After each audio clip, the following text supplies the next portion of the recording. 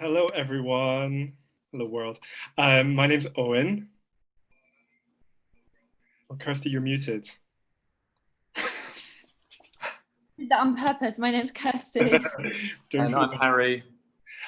So we are Bard City. Bard City is a Shakespeare company that is based in London and also in New York. And we offer like Shakespeare training and Shakespeare workshops. And we also do like versions of Shakespeare plays. What this is that you've tuned in to is Shakespeare in a week, which basically does exactly what it says on the tin, is that we start on Monday and now look, it's Friday and we're going to share our findings with an audience. We have looked this week at Midsummer Night's Dream, which we felt was a wonderful thing to explore during this Zoom world. And basically this whole week is about encouraging actors to practice their instincts, use their imaginations, and be part of a process, which is about not creating a product, but also just about learning from it and taking that training and taking that experience forward into other things that they do in Shakespeare. With Midsummer Night's Dream, we've decided to do something, so you'll notice that when we start in a couple of seconds, we'll go into some filmed footage, so some pre-recorded stuff, which all these wonderful actors have been doing in their own individual spaces. And we've edited it together to create the court of Athens. And then when we go into the woods, we then come into the magical Zoom land. Which is something that we wanted to explore with this play.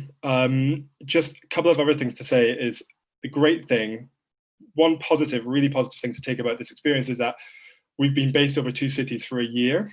And this is a great opportunity that we have actors who are based in London, in Oxford, and we also have people who are in New York. So people across America and also across England. So it's really nice to be able to have the opportunity to do that. And also, you'll hear some amazing music. And that music is composed by, I want to say that man to my left, but I don't know if I'm in the right position, but Harry Waller has created this amazing music for this play, so enjoy that too. So lovely, I will stop talking and I will leave you to enjoy Midsummer Night's Dream. Thank you very much.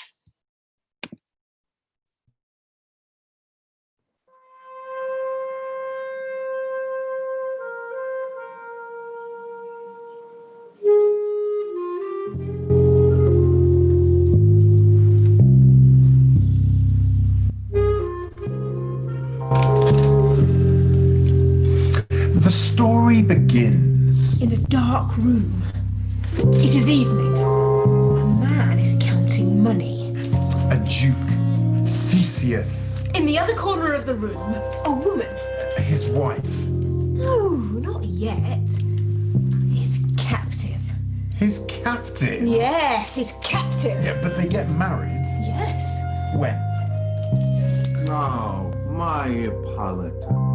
Our nuptial hour draws on apace. 4 happy days bring another moon. But, oh, methinks how slow this old moon wanes. 4 days will quickly steep themselves in night. 4 nights will quickly dream away the time. And then the moon, like to a silver bow new bent in heaven, shall behold the night of our solemnities.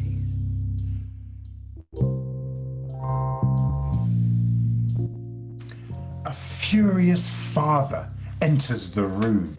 Full of vexation come I, with complaint against my child, my daughter Hermia. Stand forth, Demetrius. My noble lord, this man hath my consent to marry her. Stand forth, Lysander. My gracious Duke, this man hath bewitched the bosom of my child. I beg the ancient privilege of Athens, as she is mine, I may dispose of her, which shall either be to this man or to her death. What say you, Hermia? Demetrius is a worthy gentleman. So is Lysander. In himself he is, but in this kind, wanting your father's voice, the other must be held the worthier.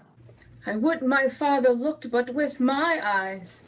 Rather, your eyes must with his judgment look. Therefore, fair Hermia, question your desires. Relent, sweet Hermia, and Lysander, yield thy crazed title to my certain right. You have her father's love, Demetrius. Let me have Hermia's. Do you marry him? Scornful Lysander. I am, my lord, as well derived as he, as well possessed. My love is more than his, and, which is more than all these boasts can be, I am beloved of beauteous Hermia. Why should I not then prosecute my right? Demetrius, I'll avouch it to his head, made love to Nedor's daughter Helena, and won her soul. And she, sweet lady, dotes upon this spotted and inconstant man. I must confess, I have heard so much. But, Demetrius, come. Come, Aegeus. You shall go with me. For you, Hermia, look you arm yourself to fit your fantasies to your father's will, or else the law of Athens yields you up to death, or to a vow of single life. Come, my Hippolyta. Theseus places his hand firmly onto her shoulder. She looks deeply into his eyes. They leave. They disappear together into the darkness. The lovers are left alone. Ay me.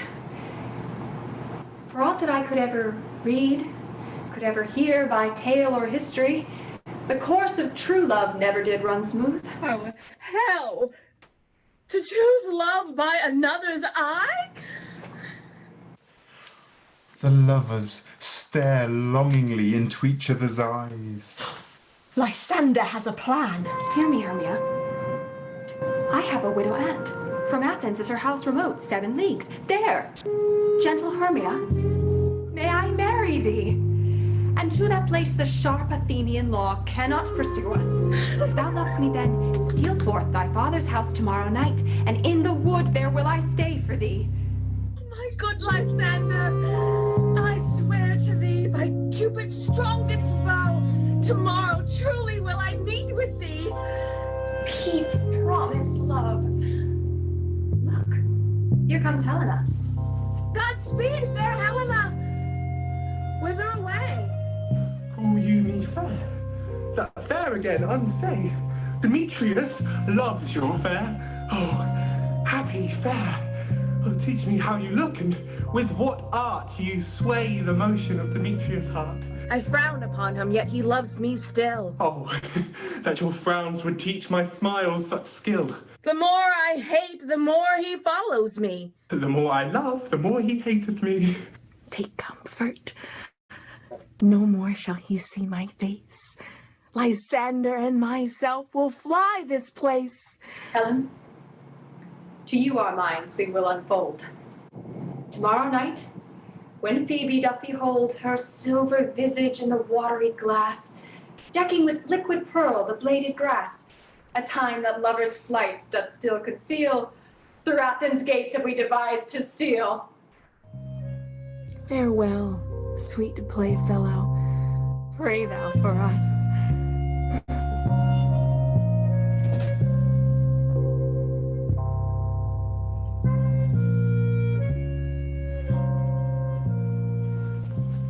How happy some or other some can be. Through Athens I am thought as fair as she. But what of that? Demetrius thinks not so. Love looks not with the eyes, but with the mind. And therefore is winged Cupid painted blind. Nor hath love's mind of any judgment taste. Wings and no eyes figure unheedy haste. And therefore is love said to be a child, because in choice he is so oft beguiled. As waggish boys in game themselves forswear, so the boy love is perjured everywhere. For ere Demetrius looked on Hermia's eyne, he hailed down oath that he was only mine. And when that hail some heat from Hermia felt, so he dissolved, and showers of oaths did melt. What next? I know. I will go tell him of fair Hermia's flight. Then to the wood will he tomorrow night pursue her. And for this intelligence, if I have thanks, it is a dear expense. But herein mean I to enrich my pain, to have his sight thither, and back again. Scene 2. A drama studio, a rehearsal room, an acting company. An amateur acting company. Yes. An amateur acting company sitting around a table covered in books. Yeah, we have Quince. The director. Snug. Flute. Starveling. And, Bottom. Is all our company here? You are best to call them generally, man by man, according to the script. Why are they rehearsing a play? Here is the scroll of every man's name which is thought fit to play in our interlude before the Duke and the Duchess on his wedding day. First, good Peter Quince, say what the play treats on, then read the name of the actors, and so grow to a point. Mary, our play is the most lamentable comedy and most cruel death of Pyramus and Thisbe. A very good piece of work, I assure you. And a merry. Now, Peter Quince, call for your actors according to the scroll. Answer as I call you. Nick Bottom, the weaver. Ready? And name the part I am for and proceed. You, Nick Bottom, are set down for Pyramus. What is Pyramus? A lover or a tyrant? A lover that kills himself most gallant for love. This will ask some tears in the true performing of it. If I do it, let the audience look to their eyes. I will move down the raging rocks and shivering shocks that break the locks of prison gates, and Phoebus's care shall shine from there and make and mar the foolish pits. This was lofty. Now name the rest of the players. Francis Flute, the bellows mender. Here, Peter Quince. Flute, you must take Thisbe on you. What is Thisbe? A wandering knight? It is the lady that Pyramus must love. Nay, Faith. Let me not play a woman. I forbid coming. That's all one. You shall play it in a mask, and you may speak as small as you will. And I may hide my face. Let me play Thisbe too. I'll speak in a monstrous little voice. Listen.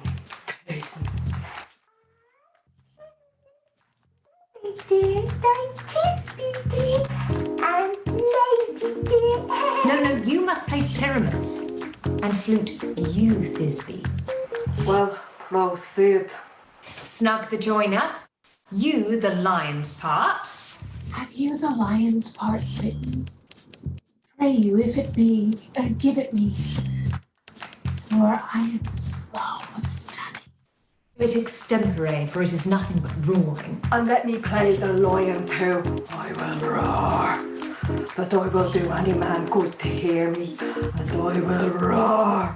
That I will make the Duke say, let him roar again. Let him roar again. And you should do it too terribly. You would fright the Duchess and the ladies that they would shriek. And that were enough to hang us all. But I will aggravate my voice so that I will roar as gently as any fucking dove, sucking dove. I will roar and where any nightingale. You can play no part but Pyramus. Well, I will undertake it. What beard were I best to play it in? Why, what you will. But masters, meet me in the palace wood, a mile without the town by moonlight. There we will rehearse. I pray you, fail me not. We will meet, and there we will rehearse most obscenely and courageously. Take pains, be careful. Adieu.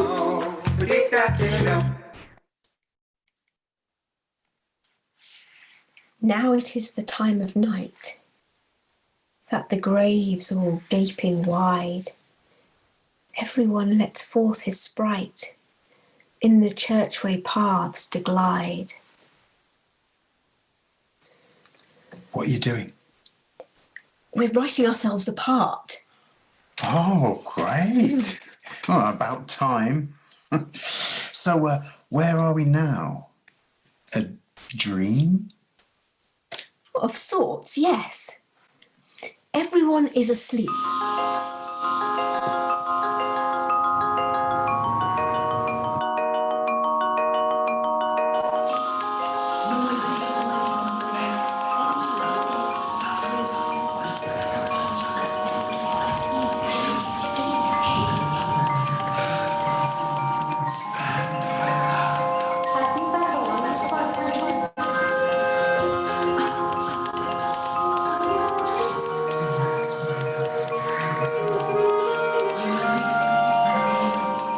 The lovers escape into the woods.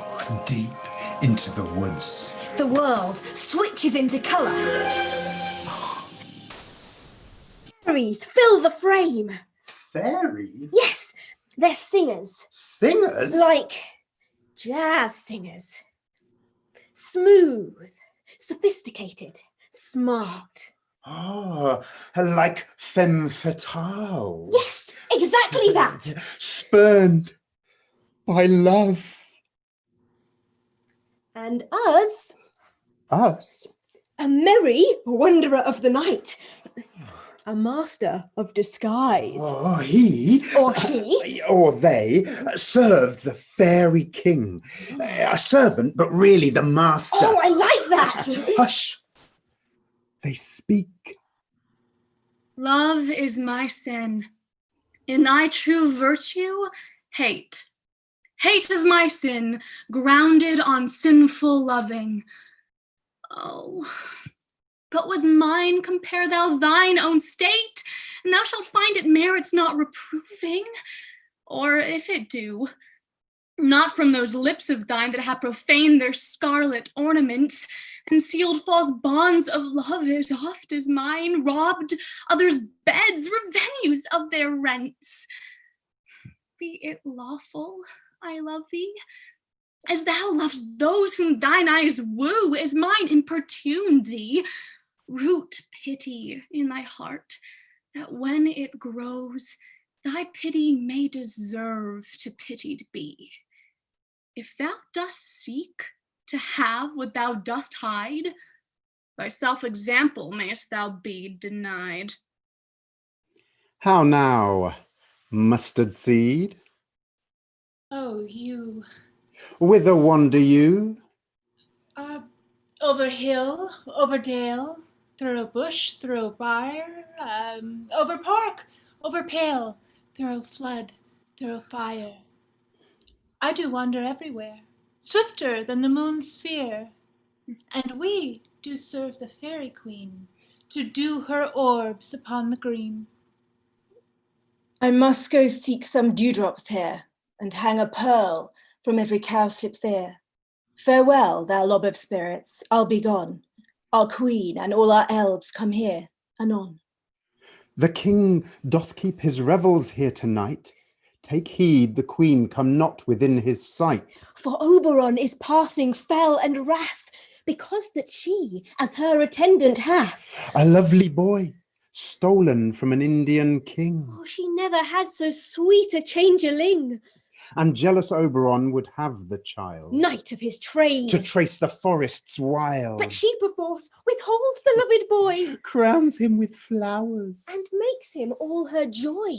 and now they never meet in grove or green. By fountain clear or spangled starlight sheen, That they do square, that their elves for fear creep into acorn cups and hide them there. Either I mistake your shape in making quite, or else you are that shrewd and knavish sprite called Robin Goodfellow. Are not you he? Thou speakst aright. I am that merry wanderer of the night. I jest to Oberon and make him smile, when I a fat and bean-fed horse beguile, neighing in likeness of a filly foal. And sometime lurk I in a gossip's bowl, in very likeness of a roasted crab, and when she drinks, against her lips I bob, and on her withered dewlap pour the ale. The wisest aunt telling the saddest tale. The wisest aunt telling the saddest tale, sometimes for 3-foot stool mistaketh me. Then slip I from her bum. Then slip I from her bum, down topples she, and heaven cries and falls into a cough. The room fairy, here comes Oberon. And here my mistress, would that he were gone.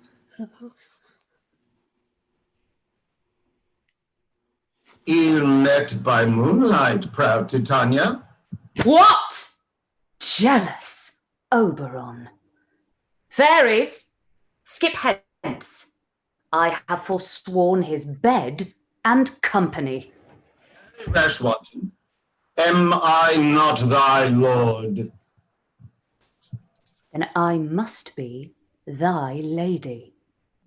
But I know when thou hast stolen away from fairyland, and in the shape of Corin sat all day, playing on pipes of corn and versing love to amorous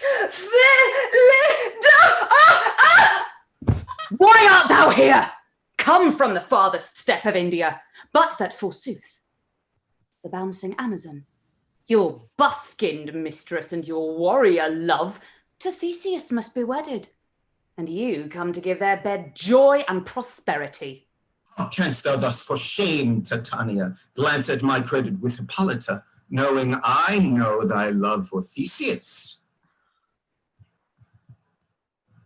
These are the forgeries of jealousy.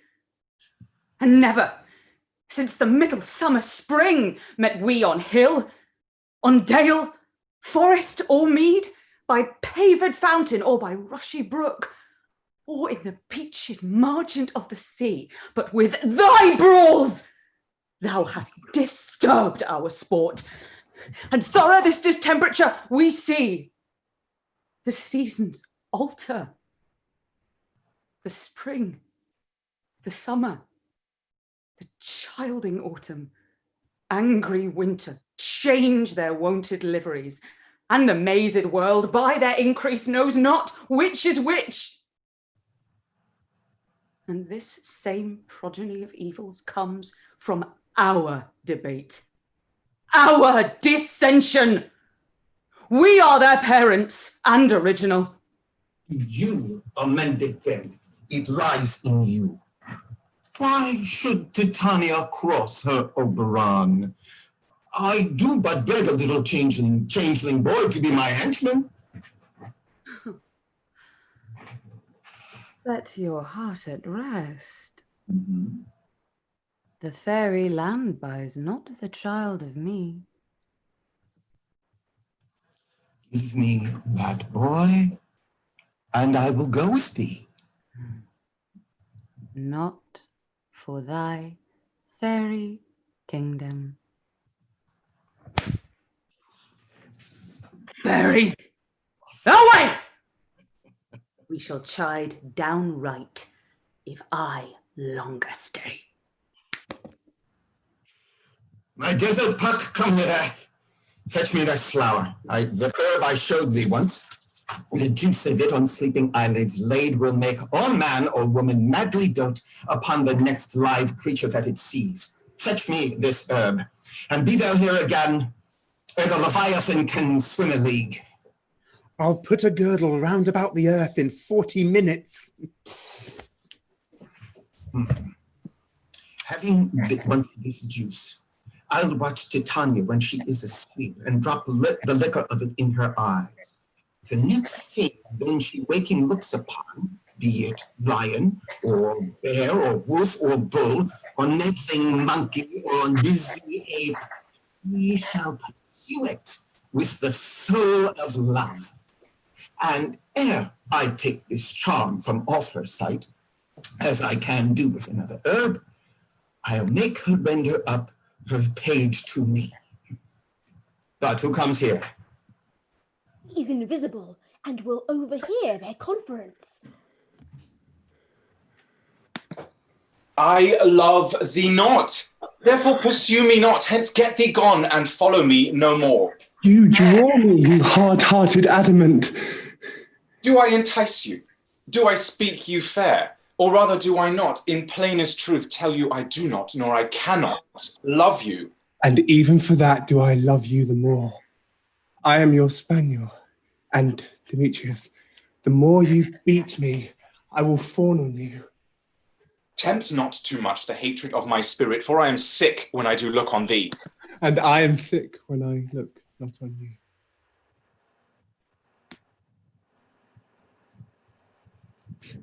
Fare thee well, nymph.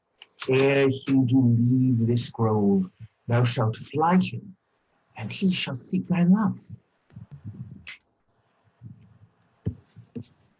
Welcome, wanderer.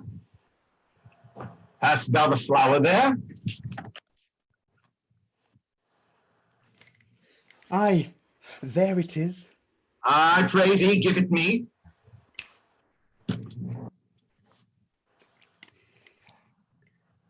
I know a bank where the wild thyme blows, where oxlips and the nodding violet grows, quite over-canopied with luscious woodbine, with sweet musk roses and with eglantine.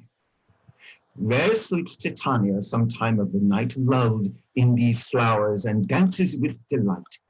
And with the juice of this, I'll streak her eyes and make her full of hateful fantasies. Take thou some of it, and seek through this grove. A sweet Athenian lady is in love with a disdainful youth. Anoint his eyes, but do it when the next thing he espies may be the lady. Fear not, my lord. Fear not, my lord. Fear not, my lord. Your servant shall do so. Come now, a roundel and a fairy song. Then, for the third part of a minute, hence. Some to kill cankers in the musk rosebuds. Some war with rare mice for their leathern wings to make my small elves' coats. And some keep back the clamorous owl that nightly hoots and wonders at our quaint spirits. Sing me now, sleep, then about your offices, and let me rest.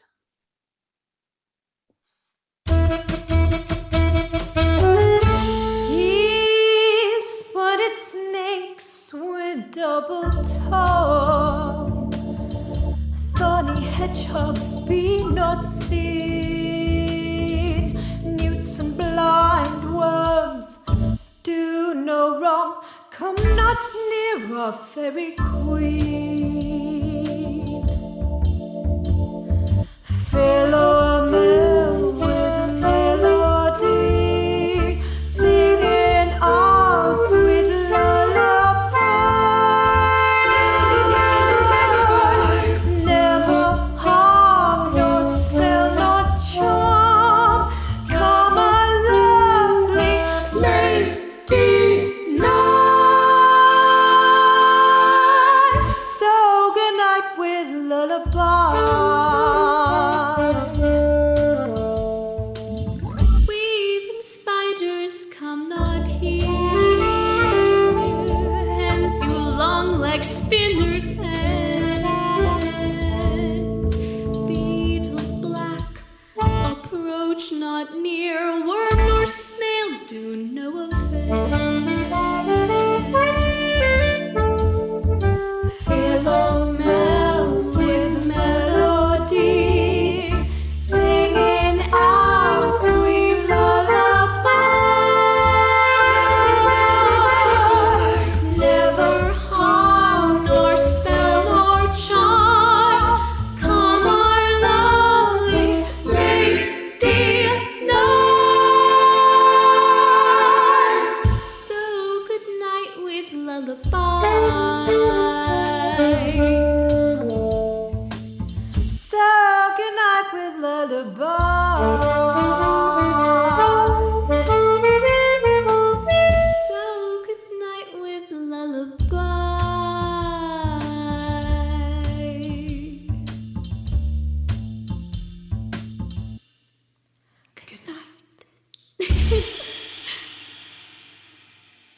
Hence away, now all is well.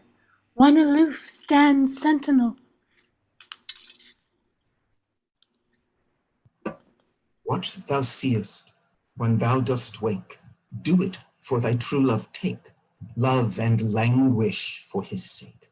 Be it ounce or cat or bear, pard or boar with bristled hair.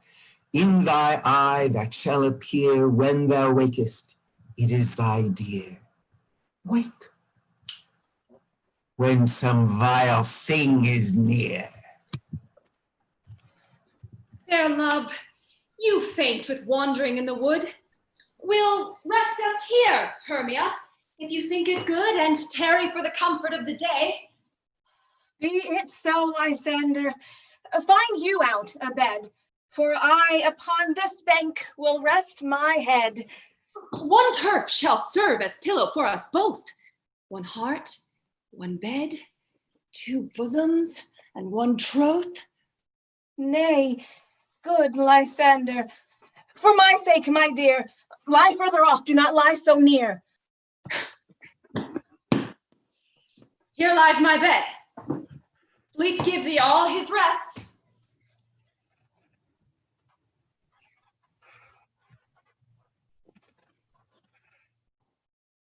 Cho.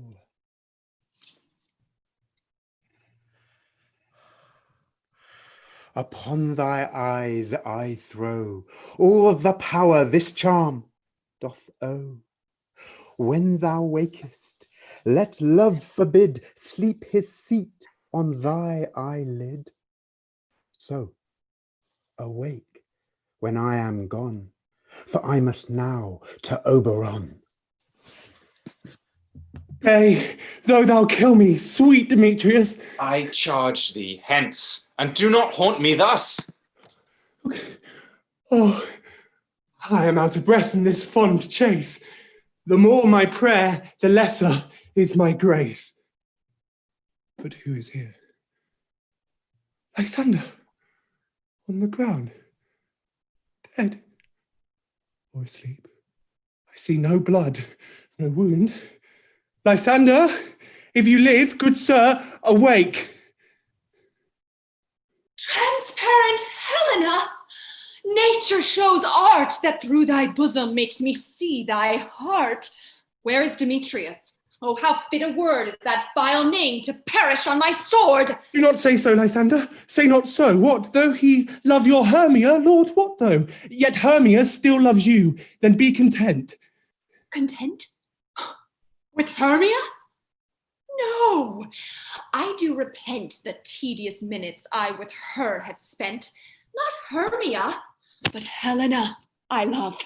Oh, who would not trade a raven for a dove? Wherefore was I to this keen mockery born?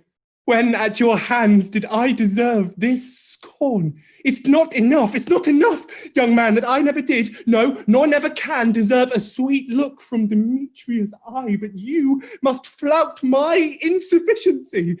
But fare you well. Perforce, I must confess, I thought you lord of more true gentleness. Oh.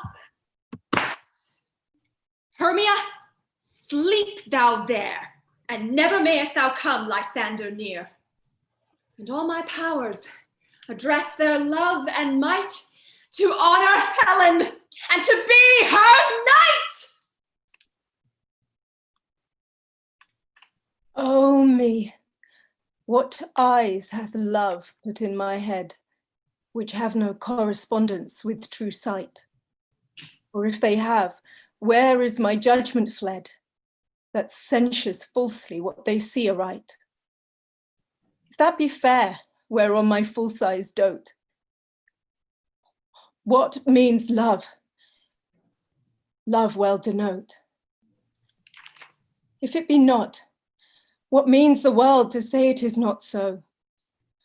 Love's eye is not so true as all men's know. How can it? Oh, how can love's eye be true that is so vexed with watching and with tears? No marvel then, though I mistake my view. The sun itself sees heaven till it clears. O cunning love, with tears thou keep'st me blind, lest eyes well seeing thy foul faults should find. Now, wake up. Me, Lysander, help me, and do thy best to pluck this crawling serpent from my breast. Oh, why me? Oh, for pity, what a dream was here. Lysander, look how I do quake with fear. Methought the serpent eat my heart away, and you sat smiling at his cruel prey. Lysander, what? Removed? Lysander, Lord, what? Out of hearing? Gone? No sound, no word. No. Then I well perceive you all not nigh. Either death or you I'll find immediately. Are we all met? Pat, Pat. And here's a marvellous convenient place for our rehearsal. That's a quince. What sayest thou, Bully Bottom? There are things in this comedy, a Pyramus and Thisbe, that will never please. First, Pyramus must draw a sword to kill himself, which the ladies cannot abide. How answer you that? I believe we must leave the killing out when all is done. Not a whit. I have a device to make all well. Write me a prologue, and let the prologue seem to say that we will do no harm with our swords, and that Pyramus is not killed indeed. And for the more better assurance, tell them that I, Pyramus, am not Pyramus, but Bottom, the weaver. This will put them out of fear.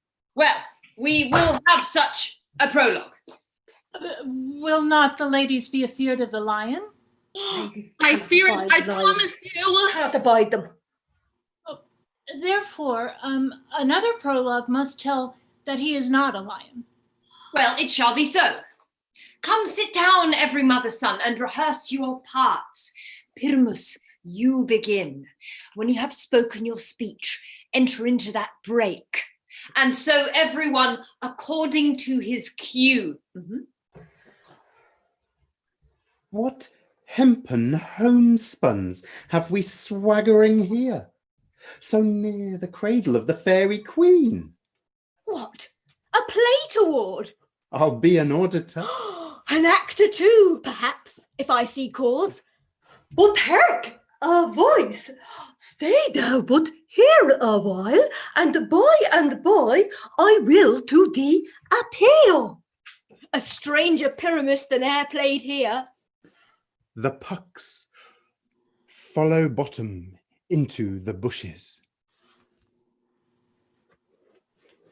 Must I speak now? Aye, marry, must you. For you must understand that he goes but to hear a noise that he heard, and is to come again. Most radiant Pyramus, most lily-white of hue, of colour like the red rose on triumphant briar, most brisky juvenile and eke most lovely Jew, as truest horse that yet would never tire. I'll meet thee, Pyramus, at Nenny's tomb. Ninus' tomb, man! Why, you must not speak that yet, that you must answer to Pyramus. You speak all your part at once, cues and all. Pyramus, enter, your cue is past. It is never tire. Oh, as truest horse that yet would never tire. The pucks re-enter, following Bottom, whose head has been transformed into that of an ass's. If I were fair, Tezbane, I were only a dine.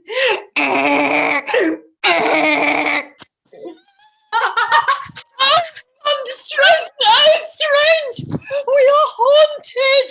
Pray, masters, fly, masters! I'll follow follow you. I'll lead you about around. Through bog, through bush. Through brake, through briar. Sometime a horse I'll be. Sometime a hound. A hog. A headless bear. Sometime a fire. And neigh. And bark. And grunt. And roar. And burn. Like horse. Hound. Hog. Bear. Fire. At every turn. Yeah. Yeah. Where did they all go? This is a knavery of them to make me afeard. Excuse me.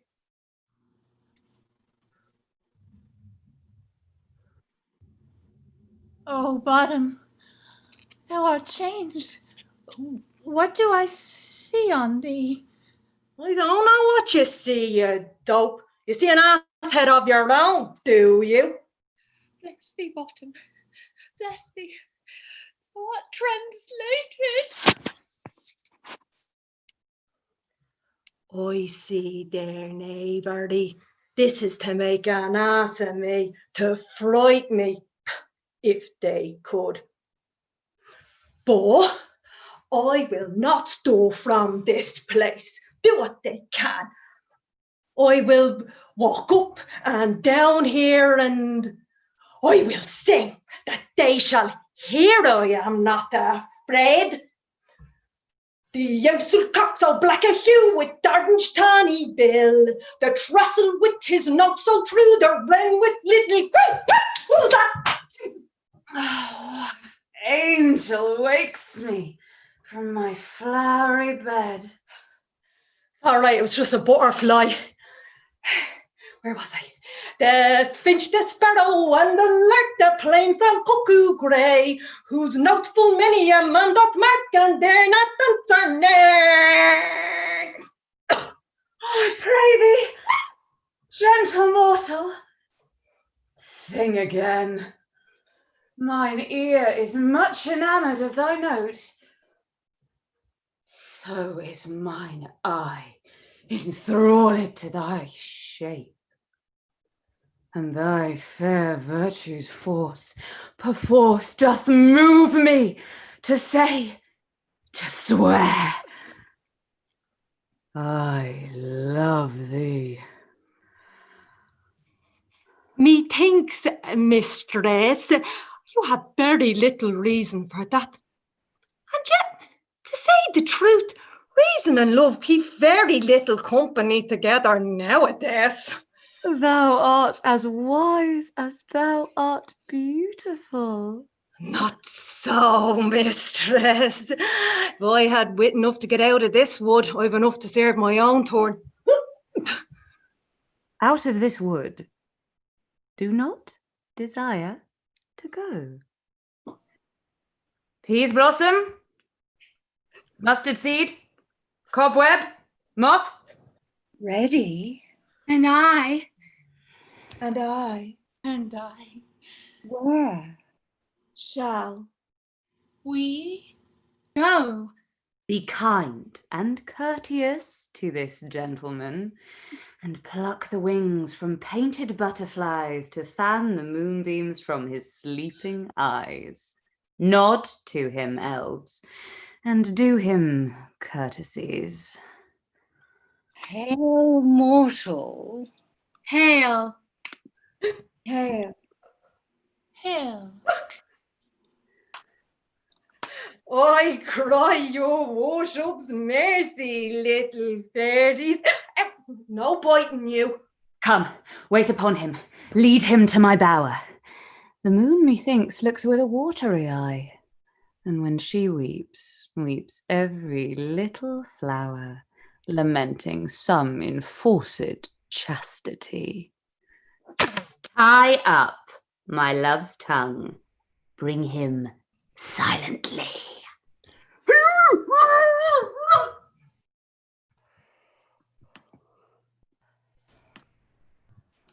How now, mad spirit? What night rule now about this haunted grove? My mistress with a monster is in love. This falls out better than I could devise. But hast thou yet latched the Athenian's eyes with the love juice, as I did with thee do? I took him sleeping. That is finished too.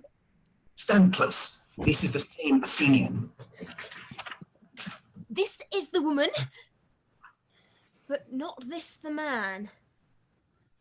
This to my Lysander, where is he? Hast thou looked upon him being awake, and hast thou killed him sleeping? You spend your passion on a misprized mood. I am not guilty of Lysander's blood. I pray thee, tell me then that he is well. And if I could, what should I get, therefore? A privilege never to see me more. There is no following her in this fierce vein. Here, therefore, for a while I shall remain. What hast thou done? Thou hast quite mistaken quite, and laid the love juice on some true love's sight. About the wood go, swifter than the wind, and Helena of Athens see thou find. By some illusion bring her here, I'll charm his eyes against she do appear. I go. Look how I go. Swifter than arrow. From the Tartar's bow.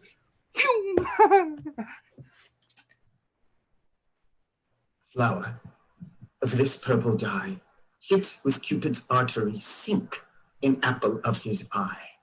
When his love he doth espy, let her shine as gloriously as the Venus of the sky. When thou wakest, if she be by, beg her of remedy. Captain of our fairy band, Helena is here at hand. And the youth mistook by me, pleading for a lover's fee. Shall we their fond pageant see? Lord, what fools these mortals be. Stand aside, the noise they make will cause Demetrius to wake. Then will two at once woo one. That must needs be sport alone.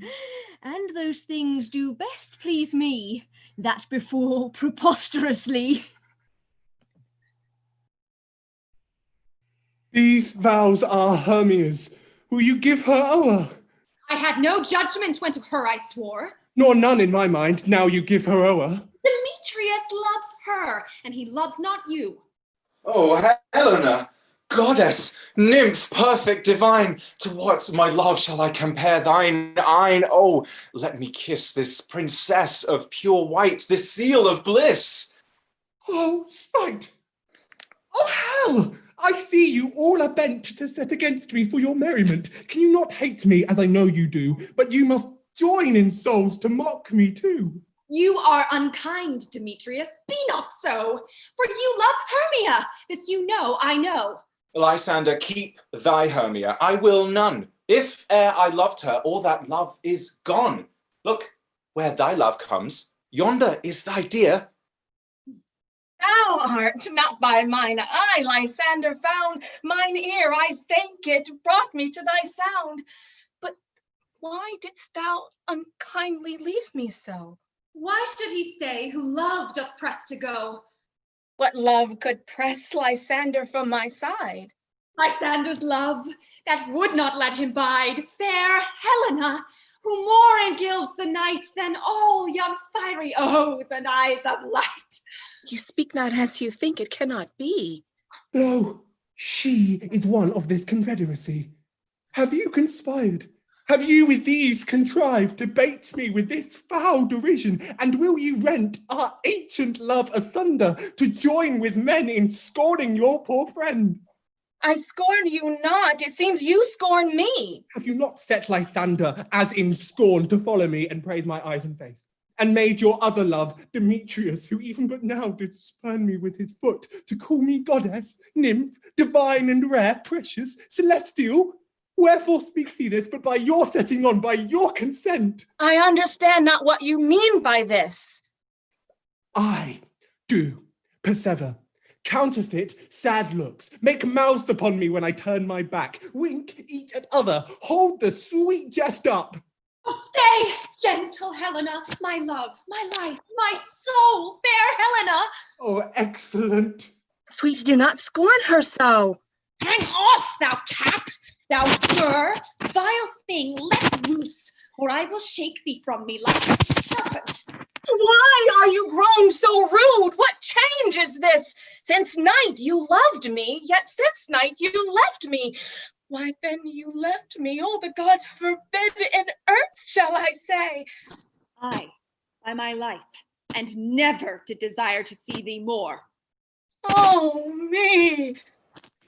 You, juggler, you canker blossom, you thief of night! What, have you come by night and stolen my love's heart from him? Fine, Ifaith. Have you no modesty, no maiden shame, no touch of bashfulness? Will you tear impatient answers from my gentle tongue? Fie, you counterfeit, you puppet, you! Puppet? Why's, aye, that way goes the game. Now I perceive that she hath made compare between our statures. She hath urged her height, and with her personage, her tall personage, her height forsooth, she hath prevailed with him. And are you grown so high in his esteem because I am so dwarfish and so low? How low am I, you painted maypole? Speak! How low am I? I am not yet so low, but that my nails can reach unto thine eyes. I pray you, though you mock me, gentlemen, let her not hurt me. You may think that because she is something lower than myself that I can match her. Lower? Hark again! Oh, when she's angry, she is keen and shrewd. She was a vixen when she went to school, and though she be but little, she is fierce. Little again, nothing but low and little. Why will you suffer her to flout me thus? Let me come to her. Oh, get you gone, you dwarf. Now she holds me not. Now follow, if thou darest, to try whose right of thine or mine is most in Helena. Follow? Nay, I'll go with thee, cheek by jowl. You, mistress, all this coil is long of you. Nay, go not back. I will not trust you, I, nor longer stay in your cursed company. Your hands than mine are quicker for a fray.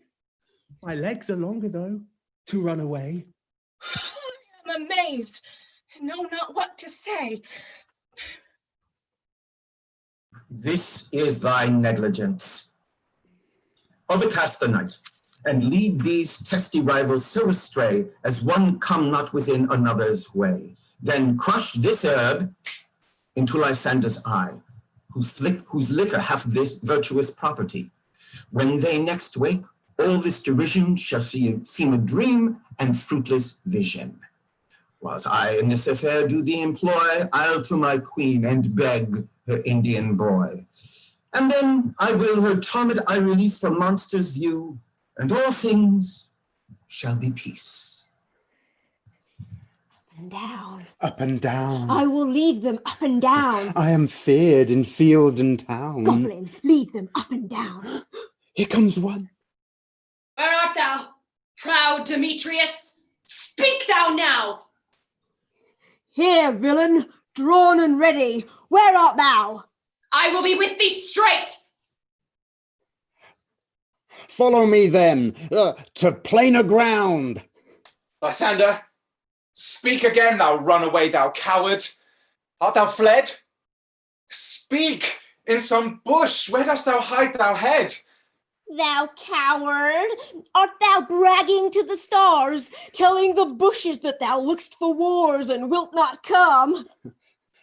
Come, recreant, come, thou child.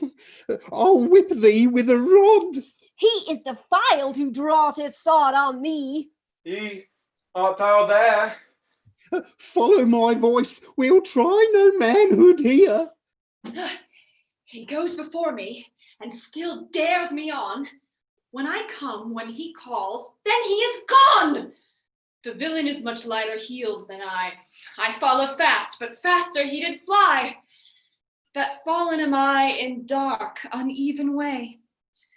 And here will rest me. Come, thou gentle day. For if but once thou show me thy grey light, I'll find Demetrius and revenge this plight. Ho, ho, ho! Coward, why comest thou not? Abide me, if thou darest, for I will what? Thou runst before me, shifting every place, and darest not stand, nor look me in the face. Where art thou now? Come hither, I am here. Nay, then thou mock'st me. Thou shalt buy this dear, if ever I thy face by daylight see. Now go thy way. Faintness constraineth me to measure out my length by this cold bed. By day's approach look to be visited. Oh, weary night, oh, long and tedious night, abate thy hour, and sleep, that sometimes shuts up sorrow's eye, steal me a while from mine own company. Yet but 3. Come one more. 2 of both kinds makes up 4. Ever so weary, ever so in woe, bedabbled with dew and torn with briars. I can no further crawl, no further go. My legs can keep no peace with my desires. Here will I rest me till break of day. On the ground, sleep sound. I'll apply to your eye Gentle lover, remedy. when thou wakest, thou takest True delight in the sight, of thy former lady's eye, and the country proverb known. that every man should take his own. In thy waking shall be shown. Jack shall have Jill, Oh, naught shall go ill. the man shall have his mare again. And all shall be well. Oh God, I've wanted this for so long. Oh yes, yes. Oh. My love is as a fever, longing still for that which longer nurseth the disease, feeding on that which doth preserve the ill, the uncertain, sickly appetite to please. My reason, the physician to my love, angry that his prescriptions are not kept, hath left me, and I, desperate, now approve. Desire is death, which physic did accept. Past cure I am, now reason is past care, and frantic mad with evermore unrest. My thoughts and my discourse, as madmen's are, at random from the truth, vainly expressed. For I have sworn thee fair, and thought thee bright, who art as black as hell, as dark as night.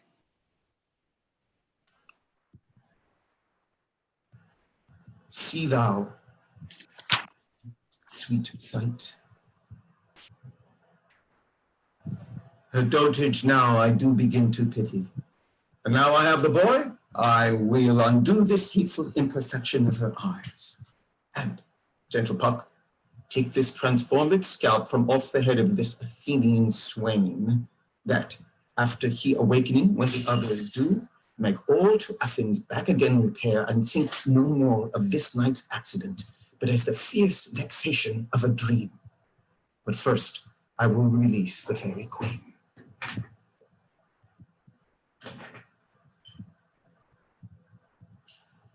Be as thou was wont to be. See as thou wast wont to see. Cupid Dian's bud over Cupid's flower hath such force and blessed power. Now, my Titania, Wake you, my sweet queen. My Oberon! What visions have I seen? Methought I was enamoured of an ass.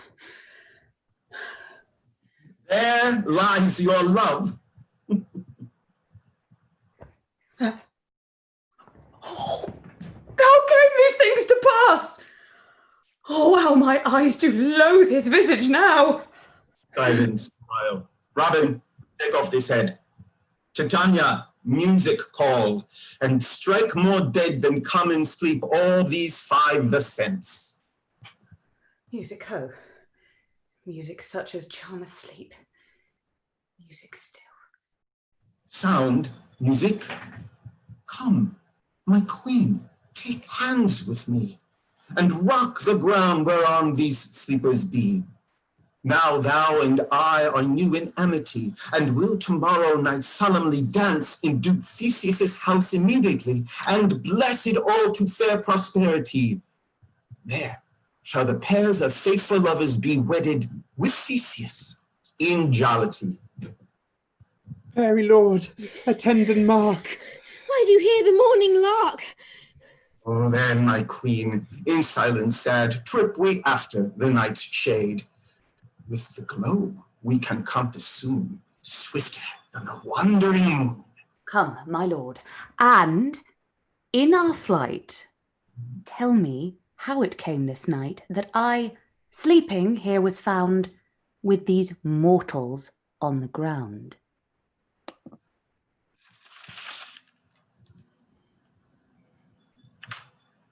Thou art as tyrannous, so thou art, as those whose beauties proudly make them cruel. For well thou knowest, to my dear doting heart, thou art the fairest and most precious jewel. Yet in good faith, some say that thee behold, thy faith hath not the power to make love groan. To say they err, I dare not be so bold, although I swear it to myself alone. And to be sure, it is not false I swear, 1,000 groans, but thinking on thy face, one on another's back, do witness bear. Thy black is fairest in my judgment's place. In nothing art thou black, save in thy deeds, and thence this slander, as I think, proceeds.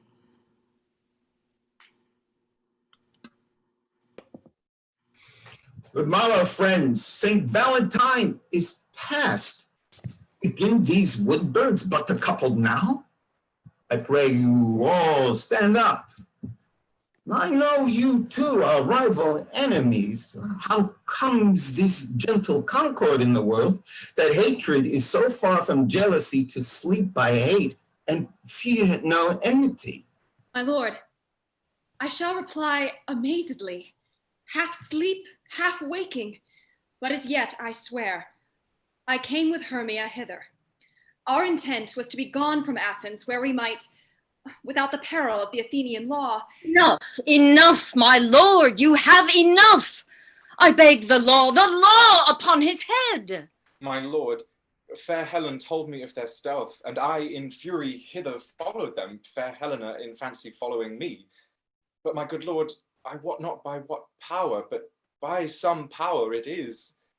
My love for Hermia melted as the snow, and all the faith and virtue of my heart, the object and pleasure of mine eye, is only Helena. Fair lovers, you are fortunately met. Of this discourse we more will hear anon. Aegeus, I will overbear your will. For in the temple, by and by with us, these couples shall eternally be knit. Come, Hippolyta.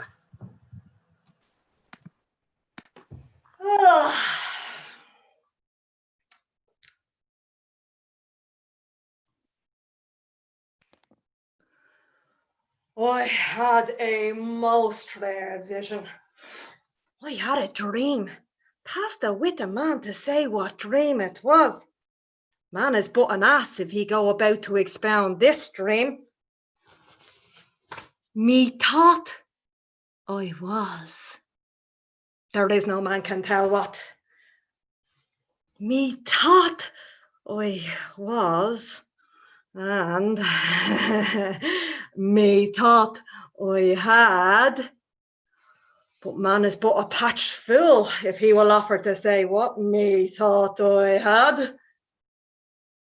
I will get Peter Quince to write a ballad of this dream.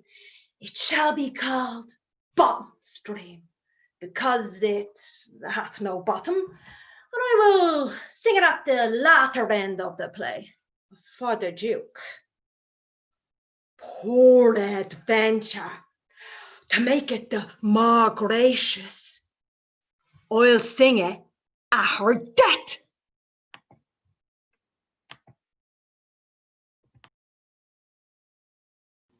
Have you sent to Bottom's house?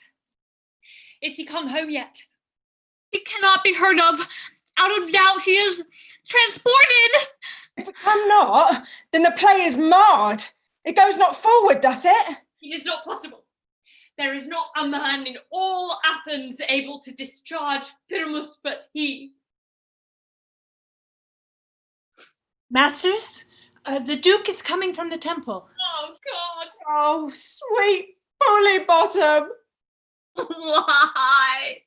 Why? Where are these lads? What kind of a welcome home is that? I said, where are these lads? Where are these lads? Lads, lads, lads, lads, lads, lads, lads, Courageous day, O most happy hour. Masters, I am to discourse wonders. But ask me not what, for if I tell you I am no true Athenian, I will tell you everything right as it fell out. Oh, let us hear, sweet Bottom. Not a word of me. All I will tell you is that the Duke hath dined. Get your apparel together, good strings for your beards, and new ribbons for your pumps. Meet presently at the palace. Every man look all is pert, for the short and long is, drumroll, our play is perfect, boys and girls. Lads, lads, lads, lads, lads, lads, lads. Shrub, come on. No more words. Away, go, away. Come now. What masks? Is there no play to tease the anguish of a torturing hour? Call Philostrate. Here, mighty Theseus. Say, what abridgment have you for this evening? What mask? What music? How shall we beguile the lazy time, if not with some delight? A play there is, my lord, some 10 words long, which is as brief as I have known a play, but by 10 words, my lord, it is too long. I will give that play. For never anything can be amiss when simpleness and duty tender it. Go, bring them in, and take your places, ladies.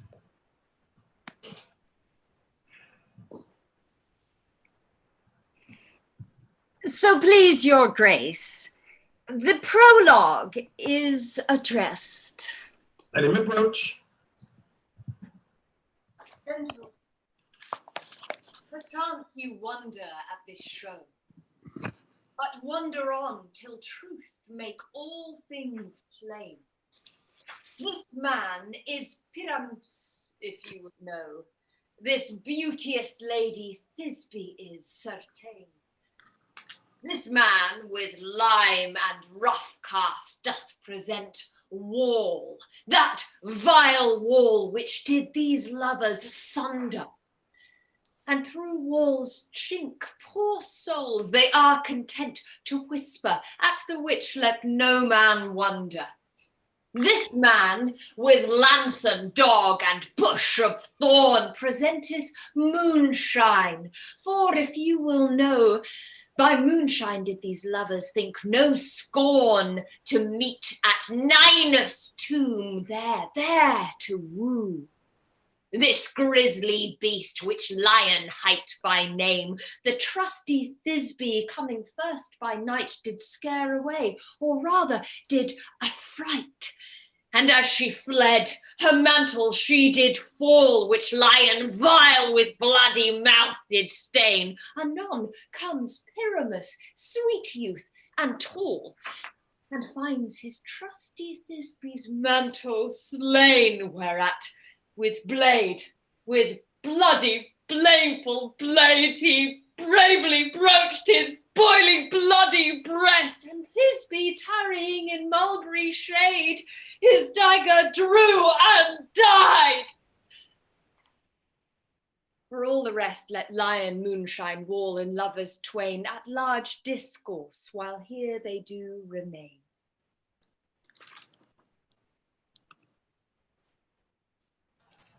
I wonder if the lion be to speak. No wonder, my lord. One lion may when many asses do. In this same interlude, it doth befall that I, one Snug by name, present a wall, and such a wall as I would have you think, pardon it, any hole or chink. Ernest and Thisbe did whisper often, most secretly.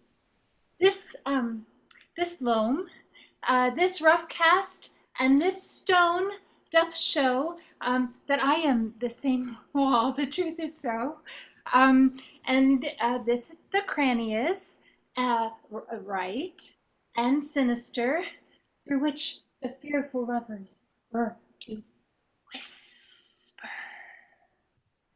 Pyramus draws near the wall. Silence.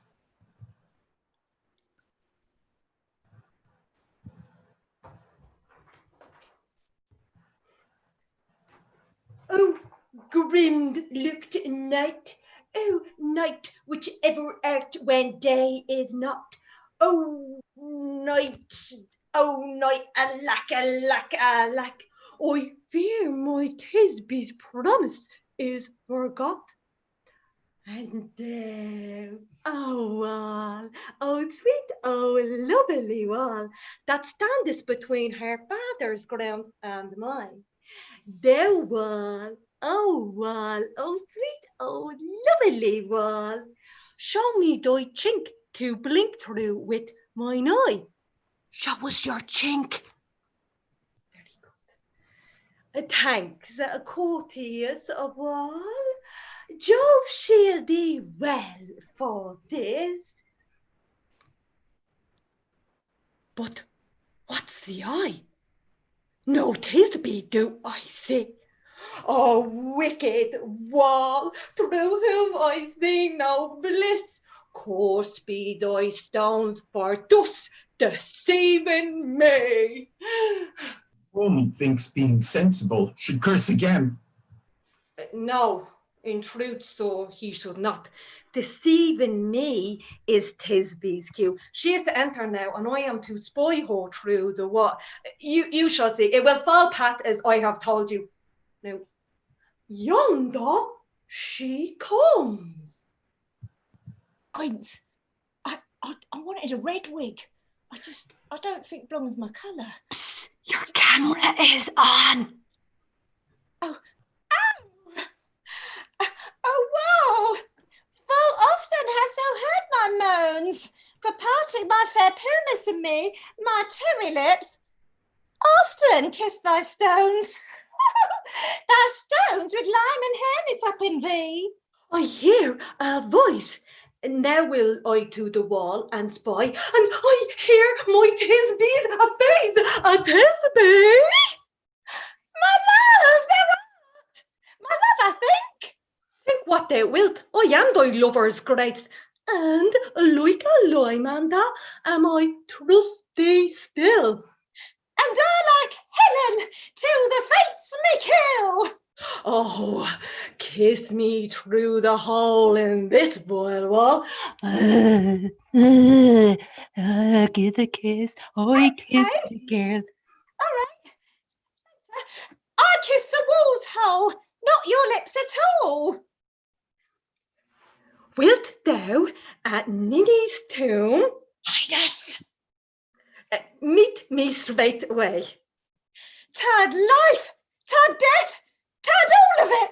I come without delay. Thus have I wall my part discharged so, and being done, this wall away doth go. This is the silliest stuff that ever I heard.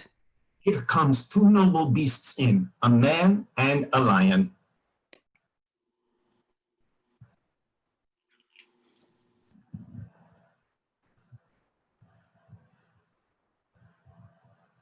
You ladies, you whose gentle hearts do fear the smallest monstrous mouth that creeps on floor, may now perchance both quake and tremble here when one lion rough in wildest ray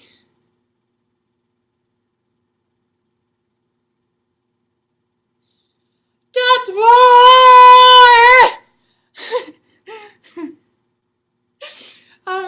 Then know that I once snug the joiner am, and the lion fell, nor else nor lion's dam. For if I should as lion come in strife into this place, 'twere pity on my life.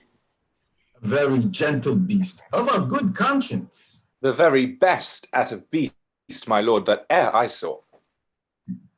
This lantern doth the horned moon present. Myself, the man in the moon, do seem to be. This is the greatest error of all the rest. The man should be put into the lanthorn. How is it else the man in the moon? I am aweary of this moon. Would he would change. All that I have to say is to tell you that this lantern is the moon, I the man in the moon, this thorn... sorry, Quince. This thorn bush, my thorn bush, and this dog, my dog. Why, all these should be in the lantern, for all these are in the moon.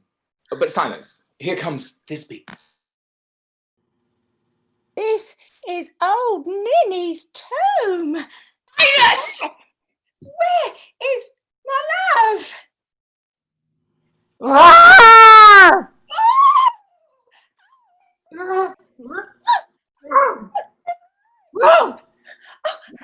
Quince, I've forgotten my mantle. I've forgotten it. Oh, what can I...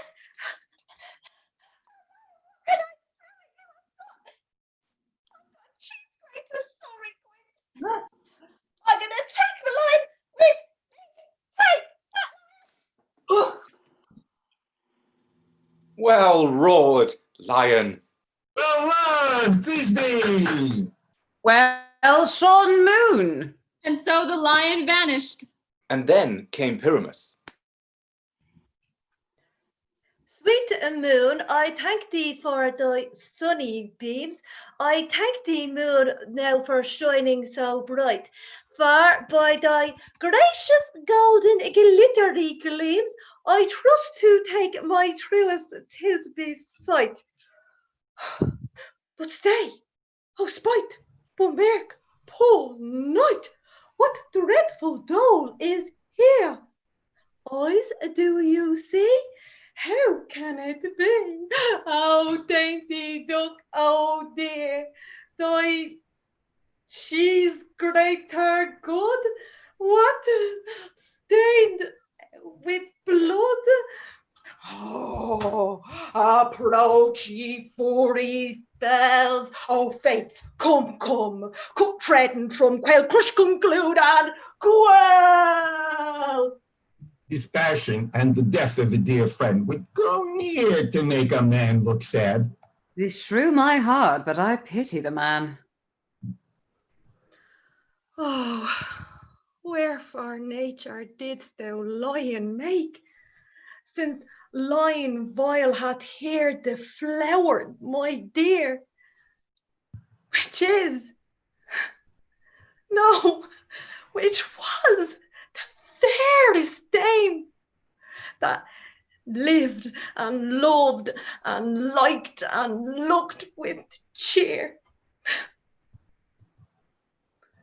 Come, tears, confound, out sword and wound the pap of Pyramus. I, that left pap where heart doth hop, stabs himself. Thus die I, thus, thus, thus. Now am I dead, now am I fled. My soul is in the sky. Tongue, lose thy light. Moon, take thy flight. Moonshine, exit. Oh, sorry. I forgot that. Now, die. After ruining me play. How chance Moonshine is gone before Thisbe comes back and finds her lover? She will find him star by starlight. Oh, here she comes, and her passion ends the play. Sleep, my love. What did, my dove? Oh, Pyramus, arise! Speak, quite dumb. Dead. A tomb must cover thy sweet eyes. These my lips, this cherry nose, these yellow cowslip cheeks are gone! Lovers make moan. His eyes were green as leeks. Oh, sisters three, come to me, with hands as pale as milk, lay them in gore, since you have sure, which shears his thread of silk. Tongue, not a word. Come, trusty sword. Oh. Come, blade, my breast imbue. Stabs herself. And farewell, friends. And this be ends. Adieu. Adieu.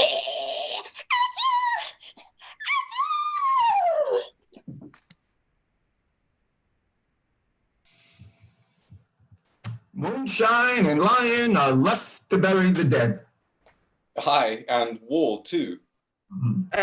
No, assure you, the wall is down that parts their fathers. Will it please you to see the epilogue or to hear the Bergamasque dance between two of our company? I pray you, for your play needs no excuse. The iron tongue of midnight hath told 12. Lovers to bed. 'Tis almost fairy time. I fear we shall outsleep the coming morn as much as we this night have overwatched. This palpable gross play hath well beguiled the heavy gait of night. Sweet friends, to bed. A fortnight hold we the solemnity and nightly revels and new jollity. Now the hungry lion roars, And the wolf behowls the moon, whilst the heavy ploughman snores, all with weary task fordone. Now it is the time of night, when the graves all gaping wide, Every one lets forth his sprite, in the churchway paths to glide. And we fairies that do run by the triple Hecat's team, from the presence of the sun, following darkness like a dream. Now a frolic, not a mouse will disturb this hallowed house. I am sent with broom before, to sweep the dust behind the door. Through the house give gathering light, by the dead and drowsy fire. Every elf and fairy sprite hop as light as bird from briar, and this ditty, after me, sing and dance it trippingly. First, rehearse your song by rote, to each word a glimmering note. Hand in hand, with fairy grace, will we sing and bless this place. Now, unto the break of day, through this house every fairy stray. To the best bride bed will we, which by us shall blessed be. And the issue there create ever shall be fortunate. So shall all the couples three ever true in loving be, and the blots of nature's hand shall not in their issues stand. Never mole, never scar, nor harelip, nor mark prodigious, such as are despised in nativity, shall upon their children be. With this field do consecrate, every fairy take his gate, and each several chamber bless, through this palace with sweet peace. And the owner of it blessed, ever shall in safety rest. Trip away, make no stay. Meet me all by break of day. If we shadows have offended, think but this, and all is mended. that you have but slumbered here, while these visions did appear. And this weak and idle theme. No more yielding, but a dream. Gentles, do not reprehend. If you pardon, we will mend. And, as I am an honest puck, if we have unearned luck, Now to scape the serpent's tongue, we will make amends ere long. else the puck a liar call. So, good night, and to you all. Give me your hands, If we be friends, and Robin shall restore amends.